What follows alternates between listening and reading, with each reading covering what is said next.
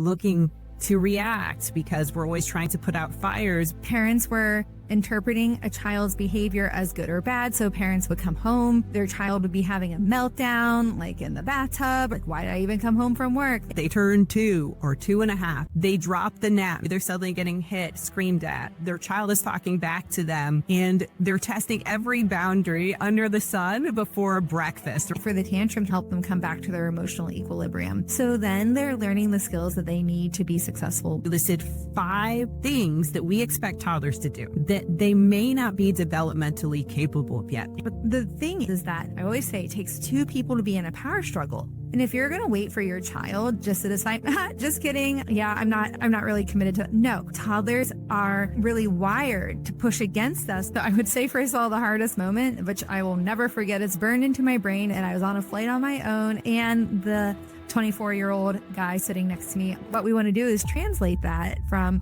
"you're a mean mommy" to Hi, parents, and welcome to Toddler Toolkit podcast today. I'm so excited because we have Devin Kuntzman here. She is a powerhouse in modern parenting and is on a mission to help dispel the myth that toddlerhood is a terrible stage. Known as the original toddler parenting coach on Instagram and trusted by over 1 million parents and caregivers worldwide, she is dedicated to changing the narrative around toddlerhood.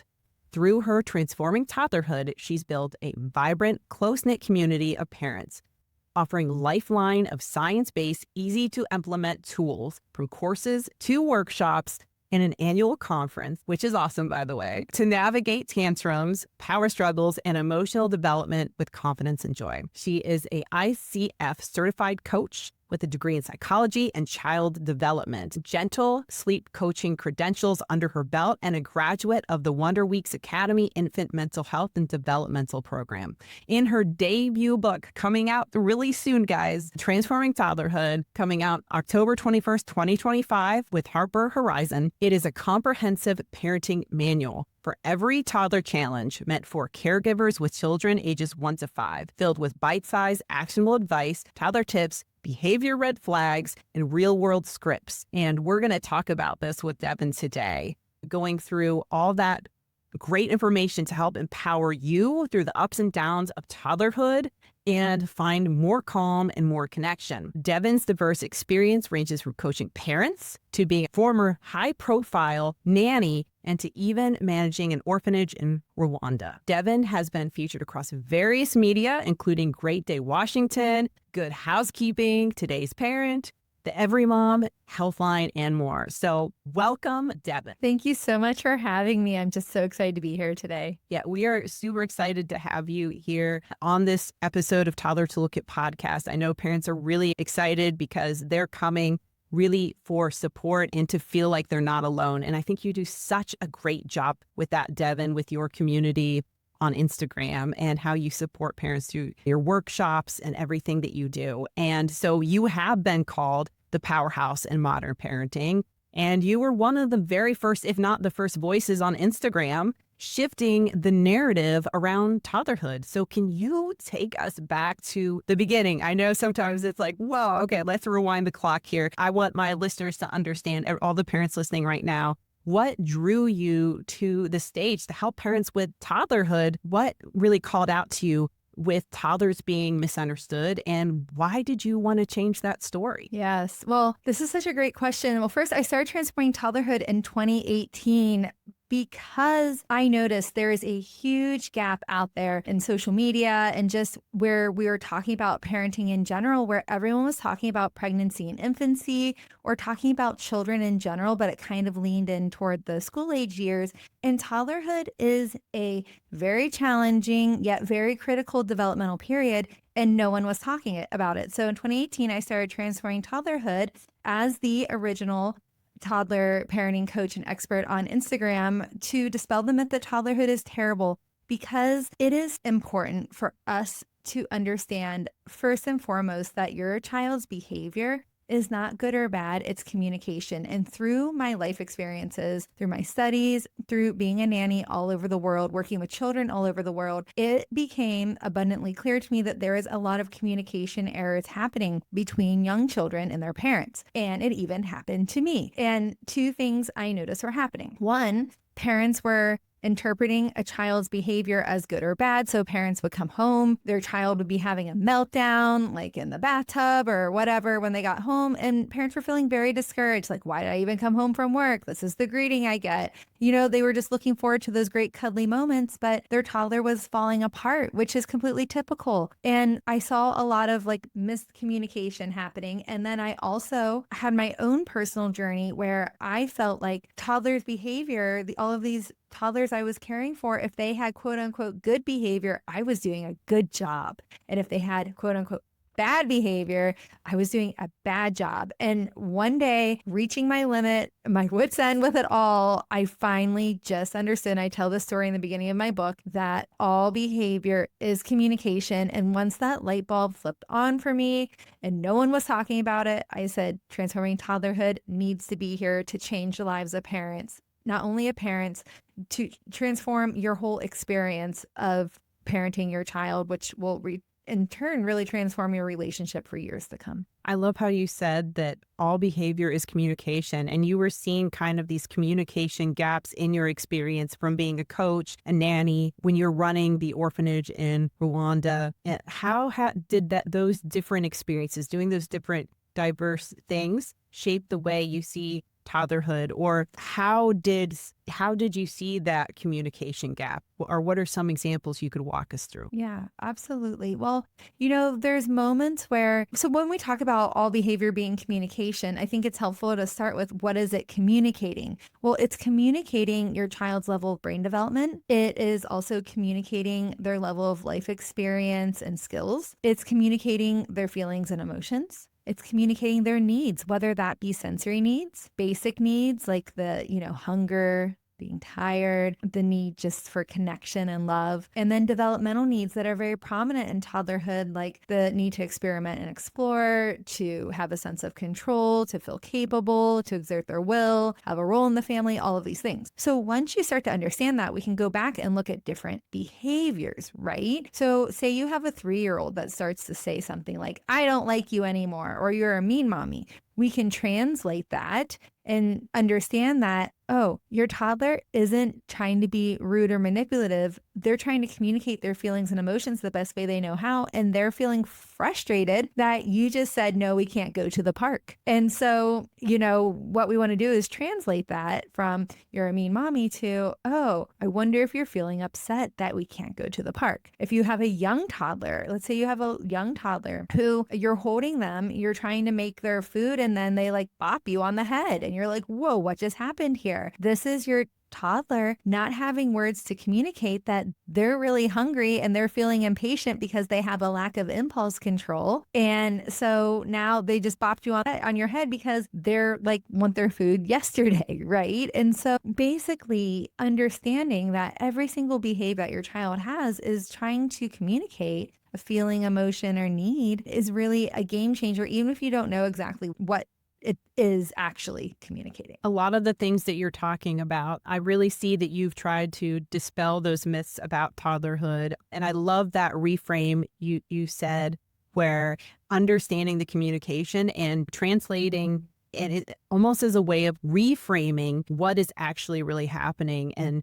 those are really helpful mindset tools that we can use as parents. And so I'm super excited to get more into your book, as you mentioned that, because I know you said that they're bite-sized practical tools that busy parents can reference. And thinking about the terrible twos and all the things that you just mentioned with like hitting, the power struggles, struggling with different various things that toddlers do, I hear so many parents say, my child was so easygoing. So sweet. And then all of a sudden, it was like a switch flipped. They turned 2 or 2.5. They dropped the nap maybe. Maybe they had more independence. Or maybe now the parents, like you said, maybe they're suddenly getting hit, screamed at. Their child is talking back to them and they're testing every boundary under the sun before breakfast, right? So we're already like, okay, the coffee's cold and it's only 10 a.m. Like, what are we going to do? Right. But from this perspective, what's really going on underneath all those changes? And how would you help parents see the stage differently so they don't get stuck in that terrible narrative? Yes. So what's happening here is really your child is trying to become an individual for the very first time. So babies often relate to us, the parents and caregivers, as an extension of themselves. And we often relate to babies as an extension of us. And that's a really happy, merrily place to be most of the time. But then your child all of a sudden just starts to realize that they're a separate individual. And that the way that they react or respond to the world has an impact. And so all of a sudden, you have this 9-month-old who realizes, oh, I don't want to lay down for a diaper change. Look, I can get away. Or you have a 15-month-old who, all of a sudden wants to try to put on their shoe by themselves, and then you try to do it for them and they lose their mind. Or you have a 2-year-old and you give them a banana, but you accidentally peeled it. And now they're upset because they wanted to peel it themselves. So what's happening here is you have a child who for the first time has their own agenda and is trying to become their own person, which is also why you hear toddlers say no so much. But what's challenging is that we're still relating to them as an extension of us. And it's hard for us to accept that we can't control another individual, that we can't, that they have a different agenda than us. And so what's really happening behind the scenes is your child's trying to become their own person and learn who they are for the very first time. And what's happening in the moment is our sense of control.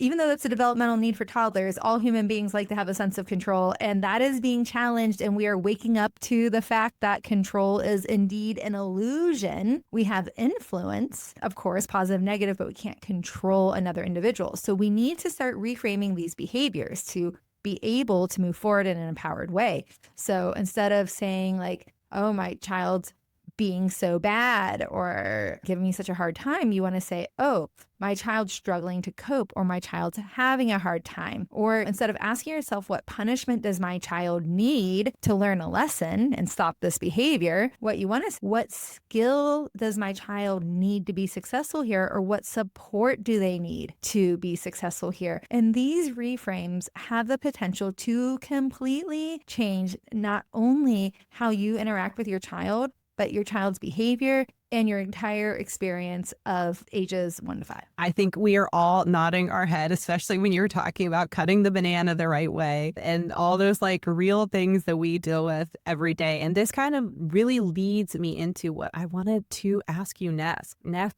Devin, is that I saw one of your Instagram posts and it really hit home for a lot of parents. You listed 5 things that we expect toddlers to do that they may not be developmentally capable of yet, like listening the first time, sharing automatically, regulating emotions, sitting through long meals, and cleaning up toys on their own.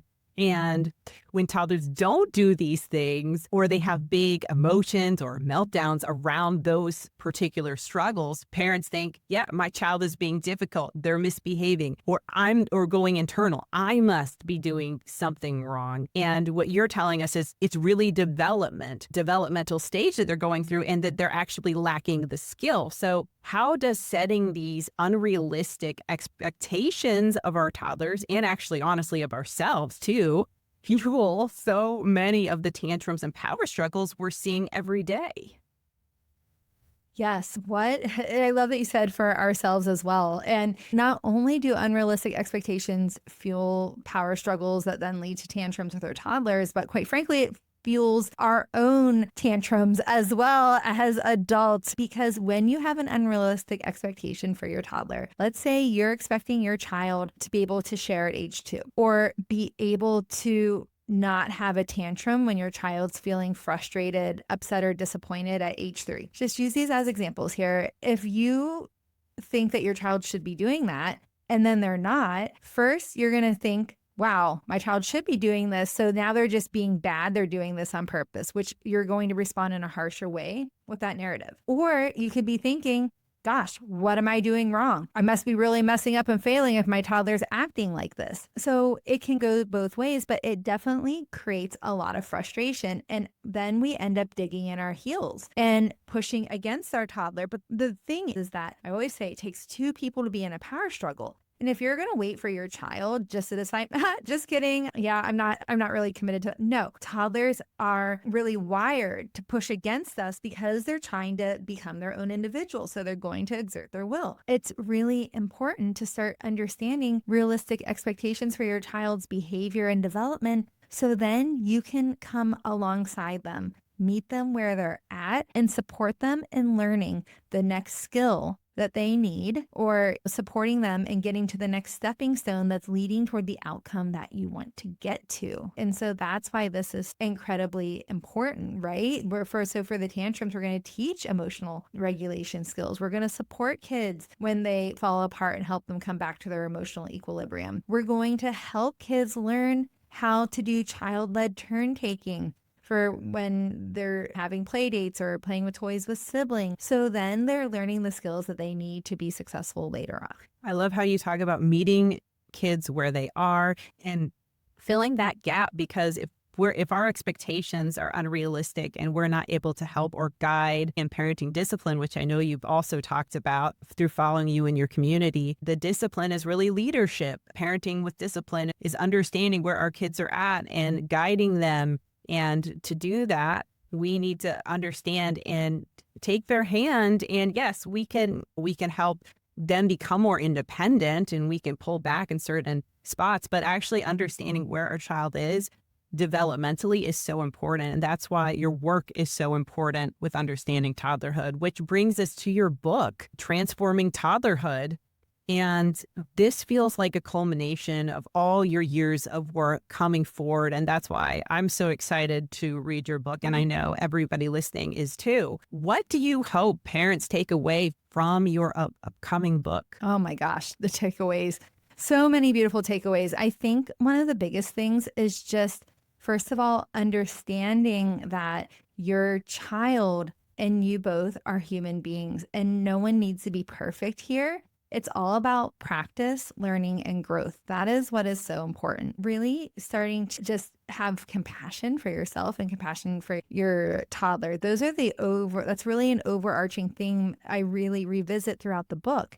But really, this book is amazing because it's a quick reference guide. We don't have anything like this beyond pregnancy and infancy, where you can have one book, a place to get all of your questions answered. And it's divided into 5 sections, 45 short chapters, where we literally cover everything that you might have a challenge with in toddlerhood, like setting limits or power struggles, or you feel unsupported by your parenting partner.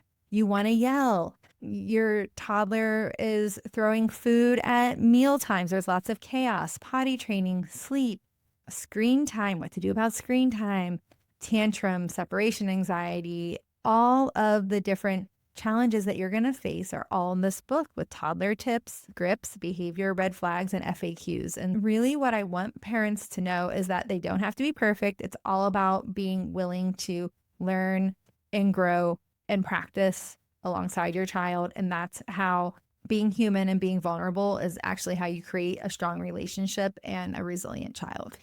I love how you have those hot spots in toddler parenting, and it's very bite-sized and actionable, because as toddler parents, we can be so busy, so overwhelmed. We don't need more on our plate, but we just need a quick reference. And I love how you've broken the book down with toddler parents in mind to really help them. You mentioned practical scripts and tips in your book that have a big impact. Is there anyone in your book that you could share with us that you've maybe heard from your community was really helpful, that you could guide us toward, so we know what to look forward to when your book comes out? Yeah, absolutely. I think one of the biggest things that I don't know, gosh, there's so many, so many amazing things. But when I'm thinking about a toddler tip that I think really makes a difference, because oftentimes we try to do everything at once. But if we try to create change in every area of our parenting or our child's life all at once, things can get really frustrating because if we don't see the change we want to see right away, we get discouraged and then we give up. So I have a toddler tip in the book that I think is a great starting place and is also really powerful. And so what it is about noticing the behavior you want to see in your child, because this comes back to the ideas that we're talking about with the reframe.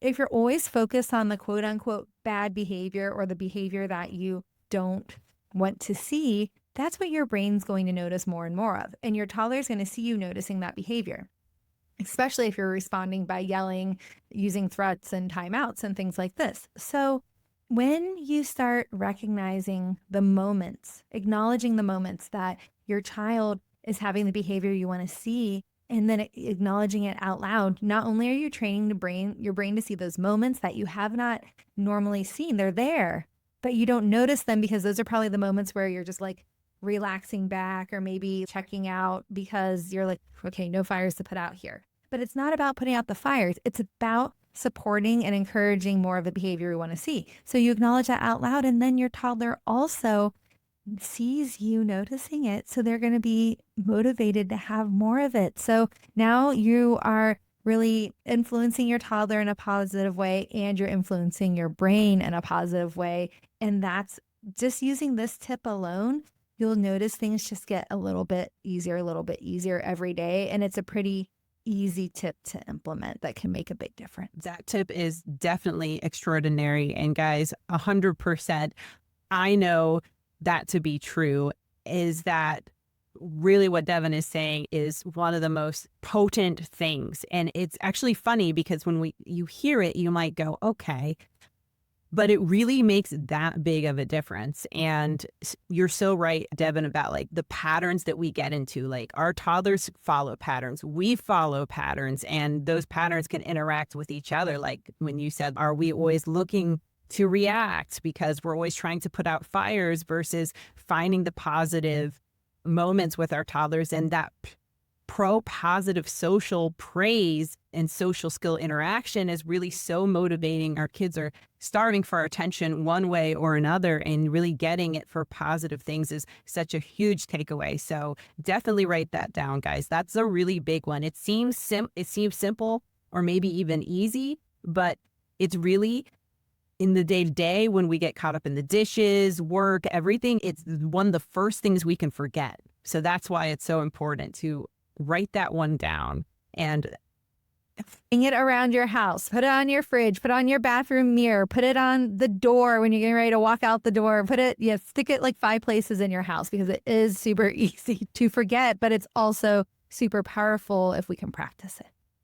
I love that. Now, I noticed in your book, you were mentioning behavioral red flags and some kind of parents that some kind of maybe patterns that or behaviors that parents should be aware of that you do cover in your book. Can you tell us a little bit about these behavioral red flags? What are they? Yes. So this is the thing that I was most committed to and most excited about having featured in the book, because every day parents are out there wondering, myself included. Some days I'm like, is this normal? Is this typical? Is this outside of the typical range? What should I do about it? I'm not sure.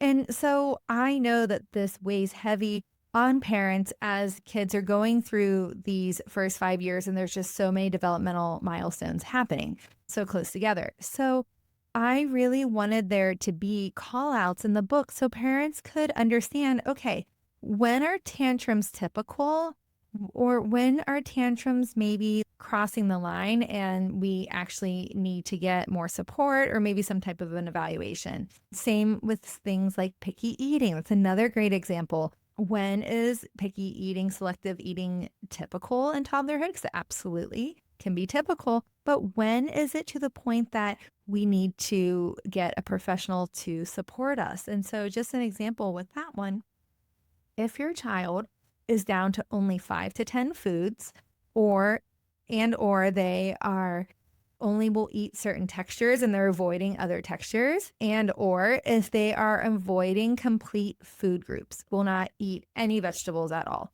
or will not eat any meat at all. They're like avoiding entire food groups. And of course, you're not like a family that's a vegetarian or vegan. And so when it comes to the meat. So you just want to take a look at this because these are some signs that potentially you should be talking to your pediatrician, maybe to a feeding therapist, and getting some more support there. It's outside of the typical selective and picky eating in toddlerhood. I think you definitely hit the nail on the head with how parents can feel like they're not sure about their child. Like, where do they fall on that spectrum of concern? And it can really build up, and certain things could happen. And that day, it just feels like it really getting to you. Okay, this is the day where they like the potty training really didn't work, or it's the time where like they really aren't refusing a lot of their food, or really only asking for the same small foods, like food groups or a select amount of foods, where we go, okay, is there something wrong? And then maybe we're feeling like, okay, who can we reach out to? How can I get support? And we can get overwhelmed. So I love that you're giving a direction for parents to know what to do if this starts happening, because sometimes it's a concern in the back of our head, but we're so busy. And then all of a sudden a situation happens that really makes us go, oh, this is, and then it's just, what do I do? And it just overwhelms us. So Absolutely. It can be so challenging. And just to be thinking, is this typical? Is this not typical? Am I like being hyper vigilant? Am I not? Am I overreacting? Am I underreacting? I don't know. And that's why I wrote this book, to be this companion, to be this easy reference guide for parents, to really end the cycle of second guessing, to end the cycle of scrolling Instagram to try to find an answer, of Googling, using ChatGPT, to really have a one-stop shop to answer. Okay, we can't answer every single question under the sun, but I feel like we've included the majority of them in this book. We are really excited to check that section out in the book. So Devin, you supported thousands of parents with tools and strategies, but you're also living this every day yourself. And anyone listening knows parenting can be messy, unpredictable, and exhausting at times. And so how has your journey of your own motherhood shifted the way you show up, maybe how you wrote this book, or how you show up with your Transforming Toddlerhood community? And how does that shift how you show up with a mom or a parent who is walking this right now in real time? Yes. I always say that toddlerhood is both physically and emotionally messy. So don't be afraid of the messes. Don't be afraid of like the sensory play messes. Don't be afraid of the emotional messes, the tantrums and things like that. So I love that you said that it's messy, because it sure is. And the sooner we embrace those messes, the easier that it gets. I just wanted to say that. And when it comes to my own parenting journey and thinking about how that's impacted, because I did start transforming toddlerhood before I was a parent, and drawing on my degree and my coaching and my years of experience working with all types of families all over the world. However, it took me a long time to have a child. And so when I finally had this little one, and I had seen this happen with clients that had struggled with infertility, and then they finally have a child, I think in some ways it opens up a whole new level of like empathy, because there's just this extreme level of gratefulness that I was able to have this child and bring them earthside. I think if anything, it's like broken that ability to be empathetic to my child and his struggles and his being clear about where he's at developmentally. It really helped with that. And I'm not saying it wasn't hard when I had a colicky baby that I had to bounce for 45 minutes to get a 20-minute nap out of. Oh, it was hard. I had to use a lot of parenting mantras in my head, and I had them hanging on sticky notes all around his crib.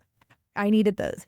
And at the same time, because we experienced so much crying when he was little, because it was so hard to have this child, that there's moments where I notice myself wanting to be permissive, because I don't want to hear the crying, because I've heard enough crying for like 10 lifetimes in his first 6 months. And also because it would just be easier, just in the short term. I mean, caveat, in the short term, just to give in and just to stop the crying.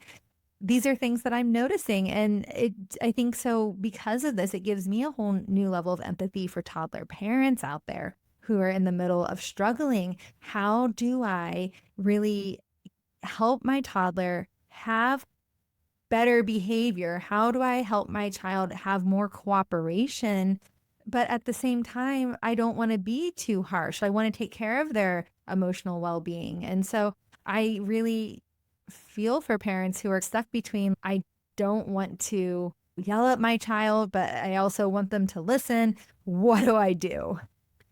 Yes, for sure. And I think what you're brushing upon it is just so relevant. But I love how honest and genuine you are about how that dual feeling you feel between wanting them to listen, but also wanting to hold space for their emotions and for their development. And that's beautiful. And I think the way that you phrase that really resonates with how I see how you reflect on yourself with some compassion. And I think that can be really hard for other parents to have, especially when they're maybe that, like we were talking about earlier, they feel like they need to be perfect. And so the other side of the coin for feeling like you need to be perfect is also feeling like you're failing, because then you're not living up to that expectation. And when there are difficult daily moments where it feels like you're trying all the things, nothing's working. And so, if you were sitting next to a parent or a mom that's in that space where they feel like they need to be perfect, they feel like they're failing, they feel like they're trying things and maybe it's all just backfiring on them with their toddler, what would you want her or them to hear? Yes. First, I would say read part one of my book because it's called The Toddler Parent. And before I even address anything about your toddler's behavior, I address the toddler parent, which really applies to like parents of any age child, because that's the pep talk you need is right there in those pages. And what I would say is that we have a choice in these moments. And our automatic way of relating, and this isn't true for everyone, but for a lot of people, we always have an automatic way of relating to ourselves, relating to the world when things don't go the way that we envision. And oftentimes it's pretty harsh. We're our own worst critic and we are spending a lot of time in woulda, coulda, shoulda land. I should have done this. I wish I would have done that. And really beating ourselves up. And in the process, we're losing our power as a parent. Now, I don't mean to overpower our children, but our empowerment, our sense of confidence, our belief in ourselves.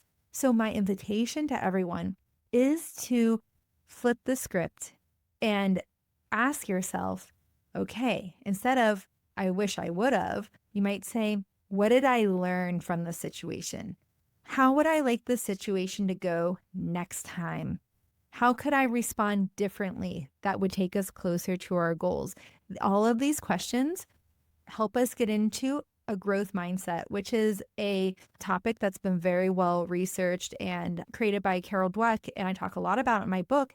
This helps us go from this place of being stuck and feeling like a failure to a place of being willing to practice, being willing to learn alongside our child, to truly be more vulnerable, drop this idea of having to be perfect and knowing that we are truly allowed to figure it out alongside our child as we go, because it's that sense of urgency in the back of our mind. First of all, this idea of we have to be perfect or we're going to mess up our kid. Number one, no, that's just not true. We can repair the relationship, I talk a lot about this in the book, and just this idea that yeah, we have to have it all figured out. But honestly, going through your own ups and downs and learning alongside your child allows you to really be a human and shows your child that it's okay not to be perfect. That's beautiful. And I think our children learn along with us. And they might even, if we're perfect all the time, then maybe they're not actually learning all the lessons they need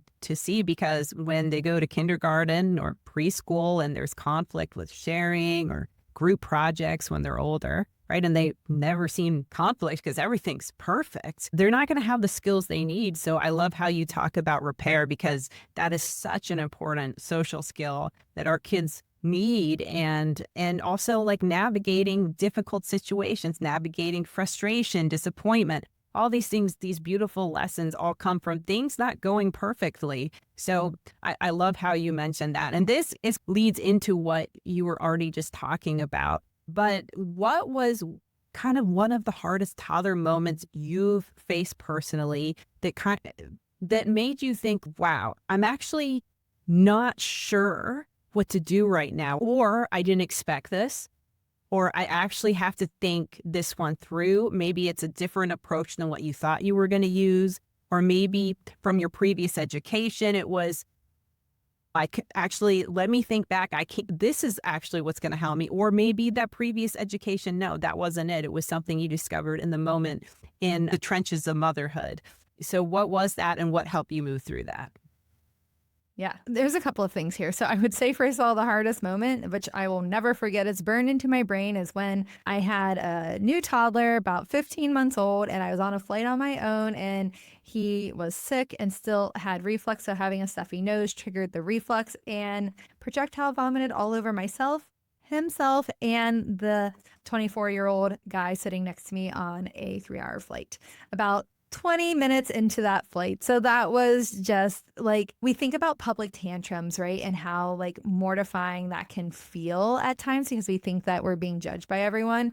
That was basically that feeling, but by a million, because we're like strapped into our seats and can't go anywhere. And of course, I did not have a change of clothes for myself or my child. Always, I had change of clothes for him, but not for myself. Always pack a change of clothes for yourself, parents, in the diaper bag. That is number one word of advice. But then also looking at like moments that maybe went differently than I expected, or things like this is, or just moments that I found hard, or like those moments where you're having a play date with your friend's child, and all of a sudden you have the kiddo that, you know, wants to like grab the toy, and then they're having a meltdown because someone else is playing with the toy, and you're just like, oh my gosh, this is just so hard to handle in real time right now, because it feels so personal. When I was nannying, it would feel way less personal. Like, it's not my child. It's not like my like personal relationship with a friend. It's just like a play date. Okay. So like you're more removed from it. But when it's like a friend and you're like, am I ruining our friendship? Am I going to get invited back? Is my child going to be banned from this house for like having big feelings when they're 2 and don't want anyone else touching the toys? And I just remember feeling, wow, this is really hard. And just noticing the moments where I want to like make a threat or give a bribe to make the situation stop, and how easy it would be to do that these times. And like really in my brain having to think it through and stop myself. And I remember I've been doing this work for years, way before I ever had a child. So I've been practicing this a lot. And so I noticed the feeling and the urge coming up, that sense of urgency, and really talking myself off the ledge. And it works most of the time. And sometimes I'm a human being parent that jumps in with something. I'm like, oh my gosh, why did I do that? But it just stopped too. We're not going to be perfect all the time. I love how you shared all those experiences, and my heart just went out to you when you were sharing the airplane story. Oh, Lord. Yes. I feel that so much. I think we're all sitting here listening, feeling that, like we all feel you there. And just what you're saying about how even like things with our toddlers affecting relationship dynamics with friends or family, and those are the things like you might not really think about when you're becoming a parent. Like, you're excited about, like, you think about the milestones or things like that. Or maybe you're aware of like even the terrible twos, which you've worked so hard to reframe for parents as not being terrible. However, those kind of things are things that might not be on our radar, but now I think that we can really think about it. But I love how you said, even when you're like, I could go to use a bribe, or I could go to use this, and then you're saying like, no, why was I doing that? And I think just the ability to say that, like, what was that about? Like, checking in with ourselves is so important. And that's a skill too. It is a skill. It's such an important skill. And this is what I work on a lot with parents in my community and my private coaching clients, especially, because this is what I call awareness. So awareness is the first step to creating change. The challenge is that our awareness in the beginning might be happening 5 days after an incident, might be happening 5 hours, might be happening 5 minutes after the incident happened, right? So we're still doing the thing, and then we're like, I don't want to do the thing. And then we're saying, I'm a bad parent. I'm failing because I did the thing. I wish I wouldn't done the thing. But then you're like, wait, I'm going to be in a growth mindset. So I'm going to say, what do I need to learn? And I'm going to practice it right now for next time. We're going to do that. So when we do those redos and we have that growth mindset and we start practicing it, something magical happens. The awareness starts coming sooner and sooner, till right after you do the thing, Immediately you have the awareness. Now you're in the middle of doing the thing. And in your brain, you're like, whoa, what am I saying right now? But you're already like, it's coming out of your mouth. And then before it comes out of your mouth, you'll start having that awareness. That is the process. But that process takes time. Again, it takes a lot of practice and it's not going to look perfect. So a lot of parents get frustrated, get down on themselves, beat themselves up, and they give up. They give up and say, this isn't working. This isn't for me. I can't do this. They get really discouraged. So I just want to tell you, if you're feeling discouraged, you're not a bad parent. You're just a human being that is wired for instant gratification. And the more you are willing to practice, the more you're willing to fall down, pick yourself up and try again. That resilience, that grit, that same resilience and grit we want to teach our kids, you're going to make the awareness come sooner and sooner until you are driving down the street to Target with a toddler who's having a huge tantrum in the back. And part of you just wants to say, oh, you can get a transformer at Target, but you stop yourself because you're like, wait a minute. I'm not going to bribe my kid out of their feelings and emotions. I'm going to let them feel it, even if it's hard to listen to right now, which literally happened to me 2 days ago when I really just wanted to give him some type of anything, bribe or threat, even a threat. Fine, we're not going to go to Target if you keep crying. That would have been like all these things are going through my brain. And then I was just like telling myself, breathe, just keep breathing. And we got to Target, the tantrum stopped, and we were fine.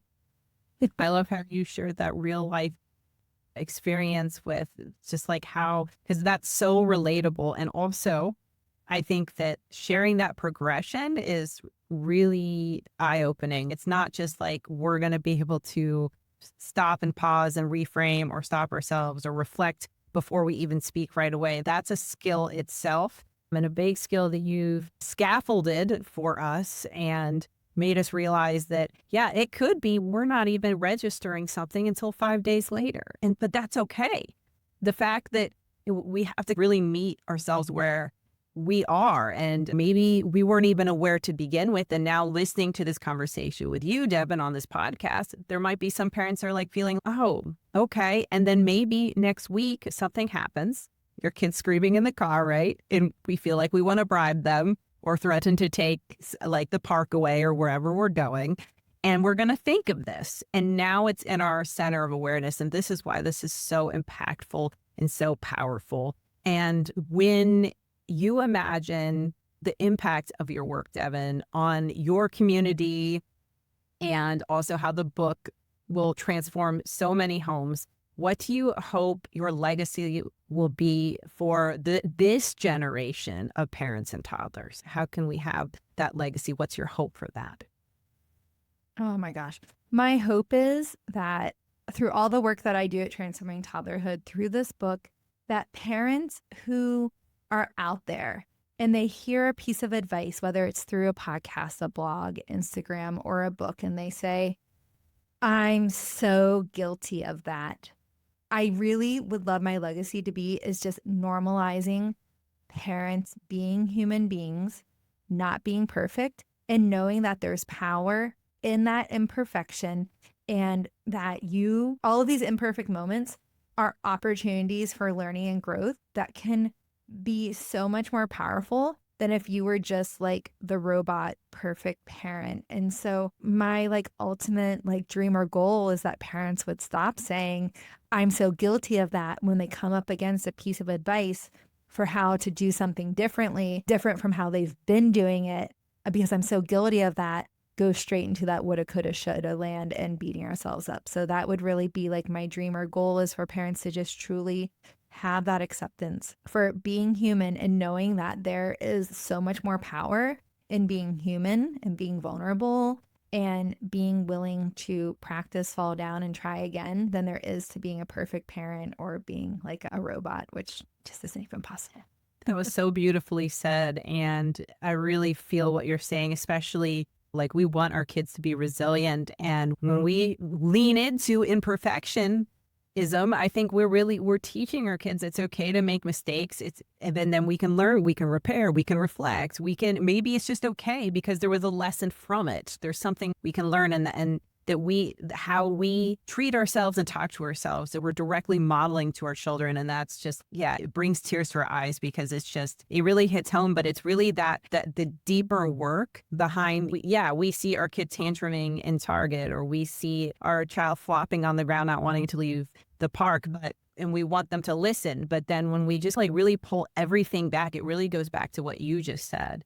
And that's where the source of where it all really comes from, the deeper purpose and meaning, and how the impact and the relationship we have with our children. And so I want to, on a lighter note, I want to ask you, what's one thing your toddler, your child has done this week? Maybe something at preschool, or something that kind of taught you something, or maybe surprised you.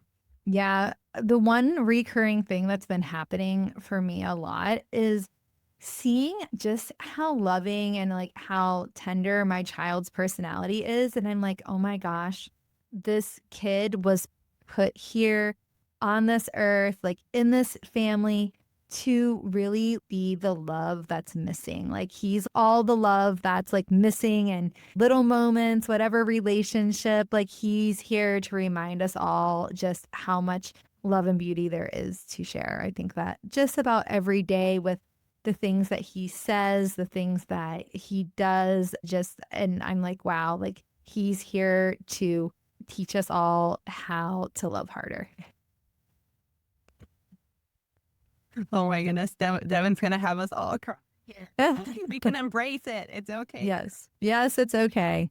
Devin, for parents who want to learn more, where's the best place that our listeners can connect with you and get your book? Yes, to get my book's sold starting October 21st. And before that, everywhere books are sold online. You can pre-order online from anywhere that you would buy a book: Barnes & Noble, Amazon, Target. And after October 21st, if you're listening, you can go find my book on shelves, all of these places in real life and also online. So the best place to go to know where to buy my book is transformingtoddlerhood.com/book. And I have a list of all the places you can go, whether you're here in the US or you are international. And if you would like to connect further, I'd love to hear from you by sending me an email, which you can find my email address on my website or on Instagram, or coming to Transforming Toddlerhood on Instagram and sending me a DM and following along for daily toddler tips.